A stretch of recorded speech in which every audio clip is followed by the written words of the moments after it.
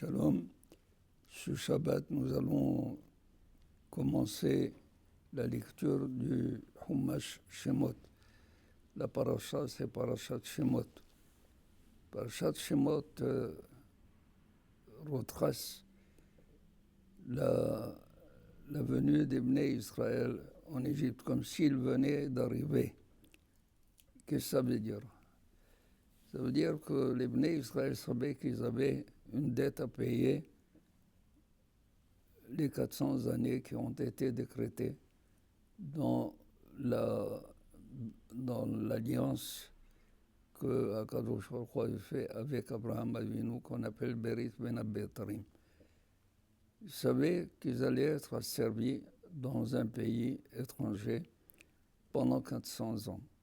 Maintenant que Yaakov Avinu est mort, que toute cette génération qui est descendue avec Yaakov est morte, les Bnei Israël ont commencé à ressentir les taux se refermer sur eux, avec Paro qui devient plus agressif et également contraire à tout ce que les Égyptiens avaient fait au temps de Yosef.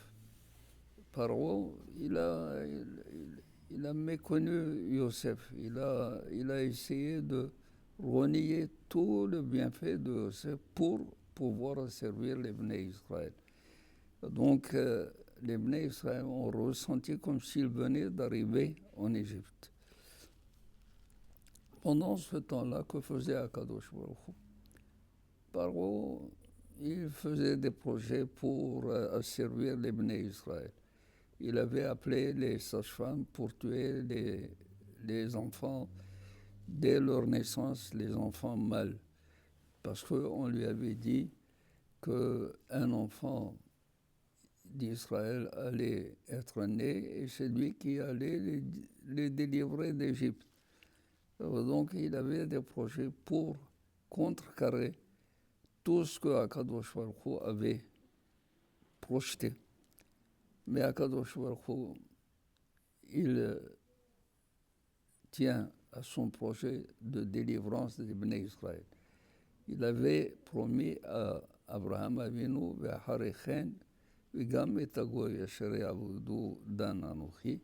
même le goy qui va les asservir, je vais le juger et le punir.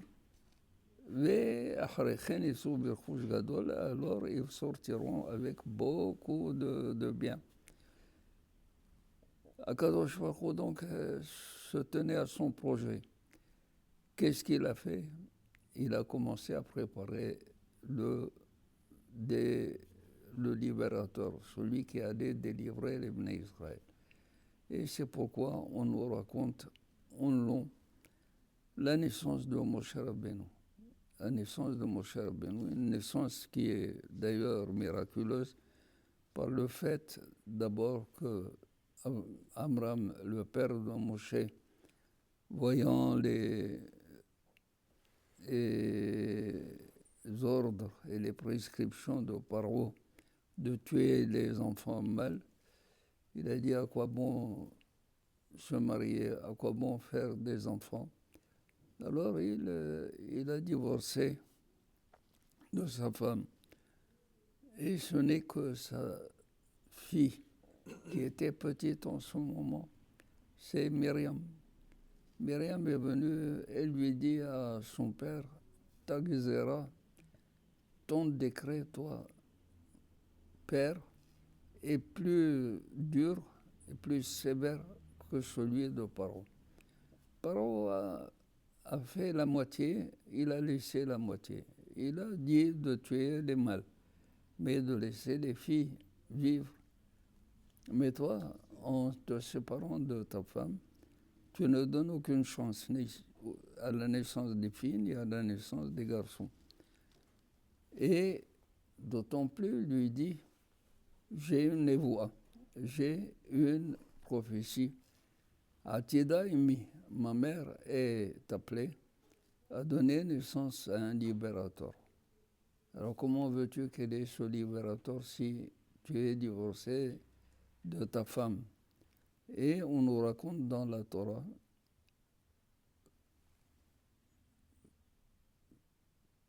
que Ish mi Bet Lévi, qui est Amram, Lakah et Bat Lévi, il a pris la fille de Lévi.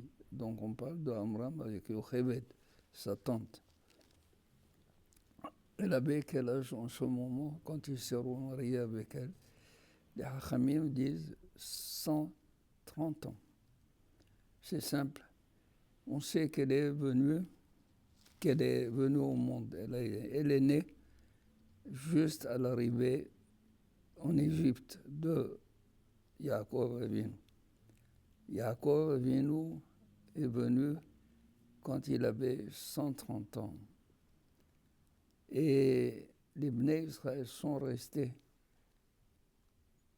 en Égypte 210 ans.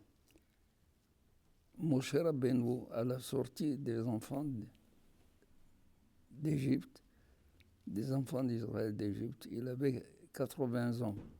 80 moins 210, ça fait 130. Ça veut dire que lorsque sa mère s'est remariée avec son père, elle avait 130 ans. Et elle a eu un enfant. Cet enfant, quand il est né, on a dit « Batere kitov hu ». Toute la maison s'est remplie de lumière. C'est un signe comme quoi la lumière, la joie, la lueur d'espoir que les Bnei Israël vont sortir d'Égypte et également la Torah qu'il va apporter. Quand elle ne pouvait plus le cacher, c'est-à-dire 3 mois après, elle a pris une corbeille, un mouise on l'appelle maintenant, et elle a mis là-dedans pour le jeter dans le Nil parce que Paro absolument tenait à ce que ce jour-là, tout enfant qui est né doit être jeté dans le Nil. Voilà, elle l'a jeté. Ce jour-là, la fille de Paro, avec ses servantes, sont sorties pour que la fille de Paro prenne un bain dans le Nil.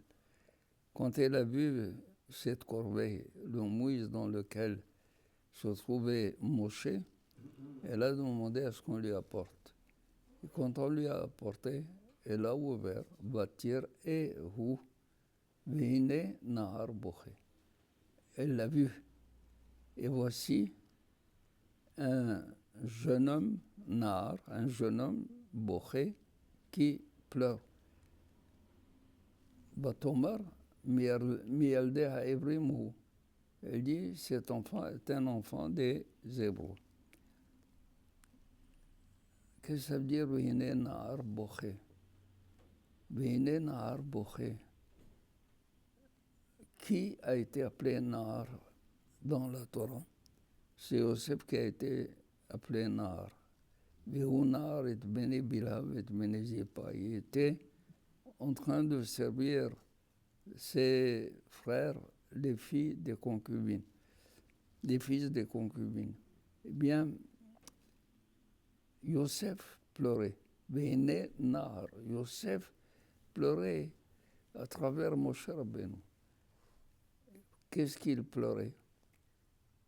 Yosef avait dit au Bnei Israël, avant de mourir à ses frères, il dit « Pakod ifkod Elohim betrem ». Kadosh Baruch Hu se souviendra de vous, il va vous délivrer. Ve'alitem betatzmotai, prenez avec moi aussi mes ossements, avec vous. Prenez mes ossements pour les enterrer en Eretz Israël. Vine Nahar Boché. Qui est le libérateur? C'est Moshe. Si Moshe devait être noyé ce jour-là, devait aller dans les eaux du Nil, Yosef ne serait pas du tout délivré. Alors il pleurait afin que Akadosh Baruch Hu trouve le moyen de sauver Moshe Rabbeinu, afin que le libérateur puisse être là au moment voulu pour amener les ossements de Youssef Hatzadik.